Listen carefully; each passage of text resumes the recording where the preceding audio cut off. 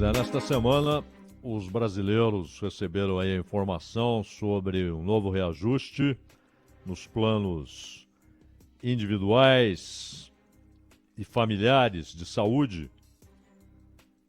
Vão ter um reajuste máximo, ou seja, vão ter um reajuste de até 9,63% em 2023.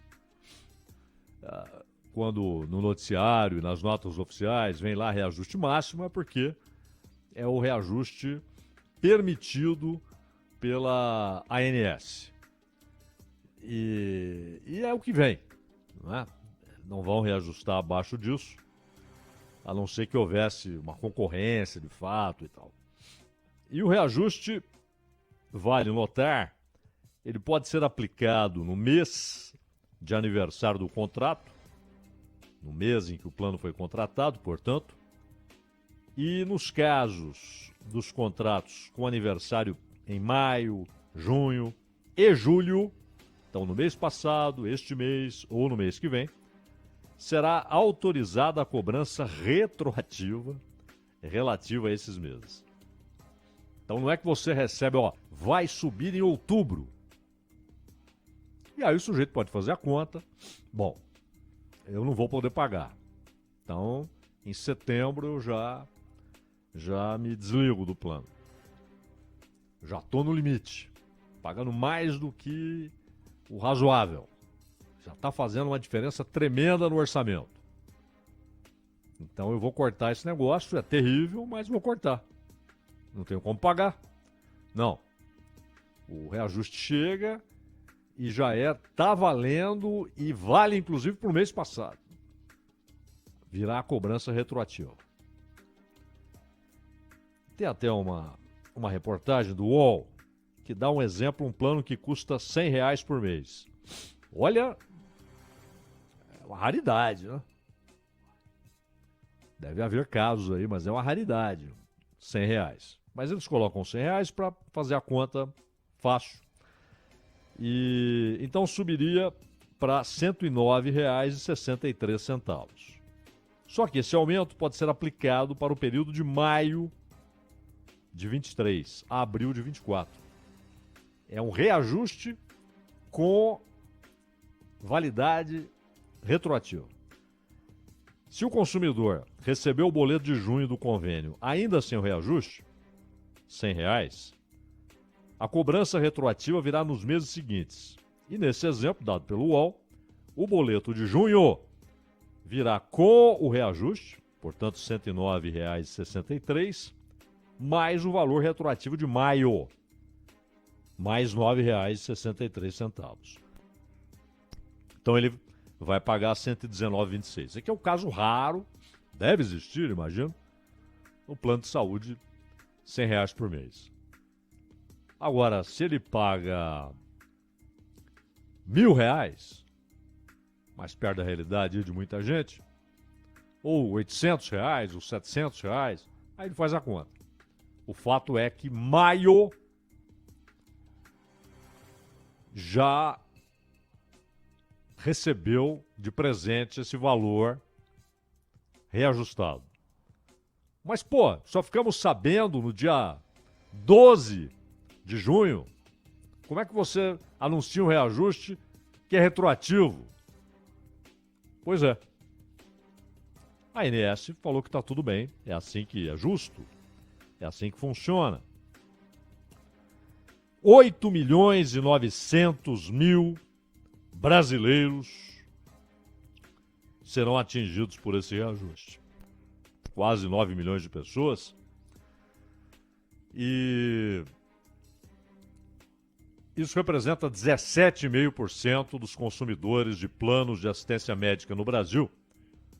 Hoje são, segundo a reportagem aqui, 50.600.000 brasileiros que têm plano de saúde. 17,5%, quase 9 milhões, portanto, planos individuais ou familiares. O restante, plano coletivo. E os planos individuais são exatamente aqueles que estão sujeitos à avaliação da Agência Nacional de Saúde para que haja reajuste nessa ou naquela faixa de tantos ou tantos por cento e tal. Na verdade, os planos não sofrem com a ANS. Pelo contrário, a ANS se parece muito mais com uma banca de defesa dos planos de saúde. Ela, aliás, não faz muito tempo, chegou a entrar na justiça defendendo uma posição dos planos de saúde, tentando mudar uma decisão que havia sido tomada no judiciário. Essa é a ANS. E nos planos coletivos e empresariais, as operadoras têm liberdade para determinar os preços e reajustes sem precisar de autorização da ANS. Oficialmente, é uma negociação de iguais, no caso dos planos coletivos. Mas não é. Os planos impõem reajustes. E vale notar que é por isso que os planos, cada vez mais, afastam o plano individual, o plano familiar, a não ser que o sujeito esteja disposto e possa, claro, pagar uma fortuna, e esteja disposto a pagá-la para ter um plano de saúde, ele não vai conseguir. Ele vai lá, quer fazer um plano individual. Quando vem o preço, o custo, é exatamente para o sujeito falar, não quero, não posso. Essa é a ideia. Eles querem cada vez mais, porque eles sabem, boa parte desses aqui vão dar um jeito de fazer um plano coletivo. Com 30 pessoas, pelo menos. Ou, claro, o caso dos planos empresariais, de reajuste livre. E, nesse caso, a ANS não se mete, porque diz que é uma questão de direito privado, uma relação entre partes iguais. O que é uma balela, é uma ficção. Não são partes iguais. A ANS soltou uma nota. O valor final do plano de saúde é impactado por fatores como a inflação, o aumento ou queda da frequência do uso do plano de saúde e os custos dos serviços médicos e dos insumos, como produtos e equipamentos médicos. Sim. É fato. Mas isso não impede que, ao procurar a receita dos planos de saúde, receita anual, receita global dos planos, você chega a números superiores a 200 bilhões de reais. Olha, se a receita dos planos é maior do que o orçamento do SUS, esse é um sistema em colapso. Talvez até isso haveria até dificuldade constitucional, né? Mas do ponto de vista de aplicação justa de recursos que a União arrecada, e os estados e os municípios, seria justo que os impostos pagos pelos planos de saúde fossem direcionados integralmente para o SUS. Porque, basicamente, o plano de saúde existe pela incapacidade de o SUS atender aquilo que está na premissa da sua existência, que é o atendimento universal, atender todos. É claro que ele não será procurado por todos. Há uma parcela da população que nem precisa de plano de saúde, uma parcela pequenininha, mas que tem dinheiro para custear aí diária de hospital particular e tal. E 50 milhões de brasileiros, de 215, têm o plano de saúde. Isso inclui já as crianças, né, os dependentes. São 50 milhões e 600 mil brasileiros. Ora, aí é que está. Se os planos só existem porque o SUS não consegue atender todo mundo, e aí é preciso aumentar o orçamento do SUS e melhorar o uso do dinheiro, porque o SUS como conceito não tem o que mudar. É perfeito. Uma grande ideia, um achado. Inclusive a ideia de responsabilidade das três esferas de poder. Governo federal, governos estaduais, governos municipais. Todos têm responsabilidade e atribuições para o funcionamento do SUS. Agora, se usam mal dinheiro, se há desvio, se o orçamento, se compararmos aí com a receita dos planos de saúde, se o orçamento pode ser maior, isso tem de ser atacado, isso tem de ser objeto de um trabalho incansável do Ministério da Saúde, do Congresso Nacional, dos governadores, das frentes municipais. Agora, mesmo com essa receita gigantesca, os planos dizem que tem prejuízo. Bom, como é que eles têm prejuízo? Só se eles têm um gasto conjunto na casa de 300 bilhões de reais por ano. Se não é assim, é preciso demonstrar.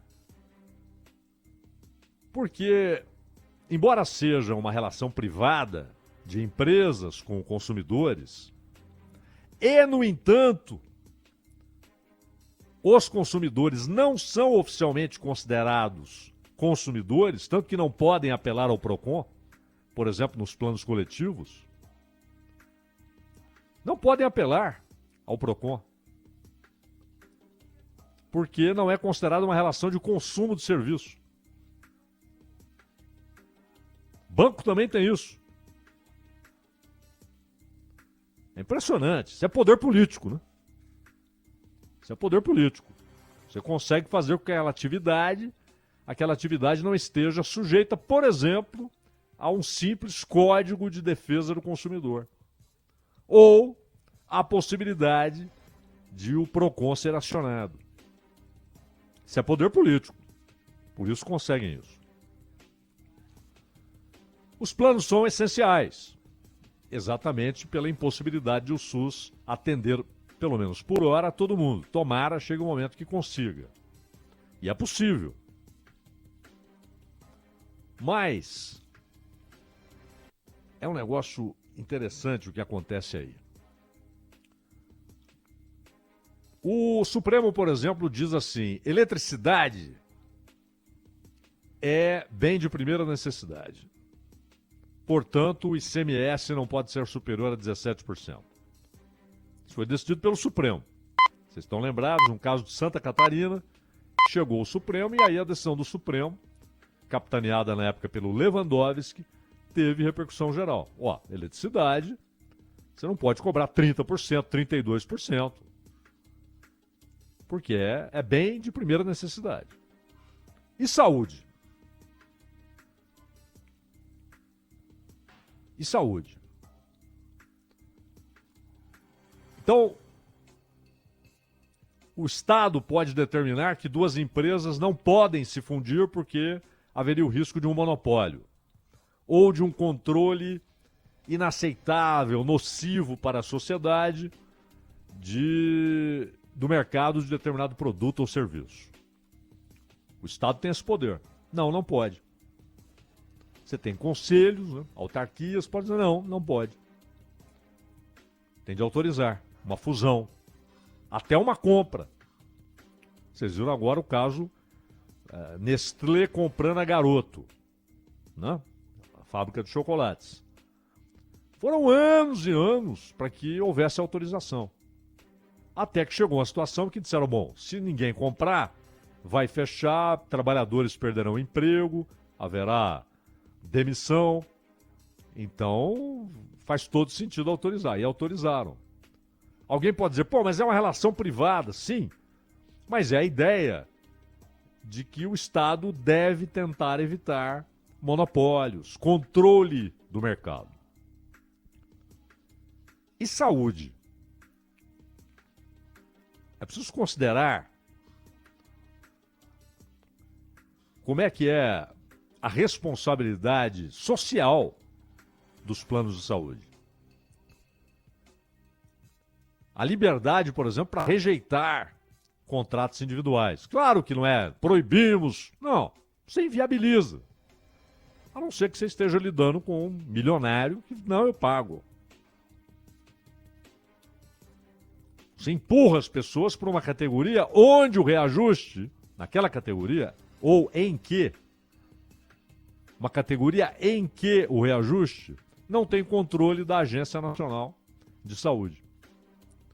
Uma Agência Nacional de Saúde que, de resto, sempre, ou quase sempre, apoia a posição dos planos de saúde. Tem gente que não gosta do SUS, liberais de jardim de infância, né? Não é um liberal sério, estudou o assunto e tal, e entende até onde os conceitos são inegociáveis, né? E as mudanças que a relação Estado-indivíduo, Estado-sociedade, as mudanças que vão ocorrendo por necessidade, por imposição da realidade. Mas não gostam, porque acham que é um subsídio. Bom, então tudo é. Talvez essas pessoas acreditem, esse de jardim da infância. Bom, quem puder pagar, pague. E aí você teria uma situação de precarização da saúde de tal maneira num país de maioria de pobres e com milhões de muito pobres atirados na miséria, que estaria condenado à morte. Mas então, são contra também o transporte público. Quem puder ter o seu próprio veículo, que tenha. Quem não puder, que não se desloque. Mas aí eles, fartos, teriam um problema. A economia seria paralisada. Os trabalhadores não poderiam se deslocar. E a educação? Voltaremos aos tempos em que só quem tem dinheiro. Isso durou milhares de anos. Né? O pai do Alexandre o Grande, o Magno, colocou como professor de seu filho Aristóteles. Não é?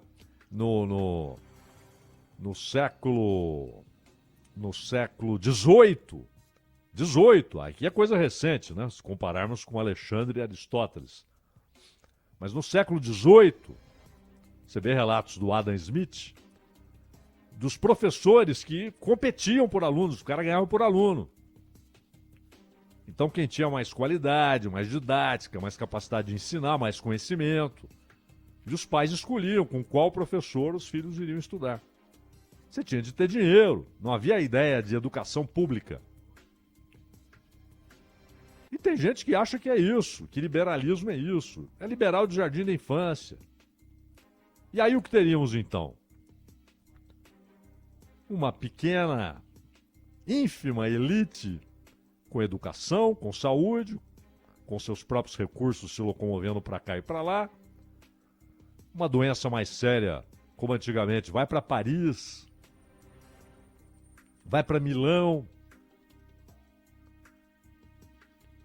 E aí chegaria o ponto em que, em nome do liberalismo, haveria a volta do trabalho em troca de comida e aposentos. Com direito a chicotadas, defenderiam os liberais de jardim da infância. O SUS é essencial. Essencial, vital. Agora, a população é grande, a demanda é gigantesca, até porque é um país que deixa 100 milhões de pessoas sem o saneamento básico adequado, ou falta água tratada, ou falta esgoto. Isso gera doenças infantis. hospitais desequipados, muitos lugares em que não há médico.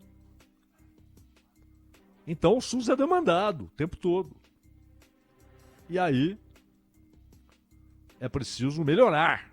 Não abandonar a ideia, pelo contrário, a ideia é ótima. É preciso garantir que a realização da ideia seja a melhor possível.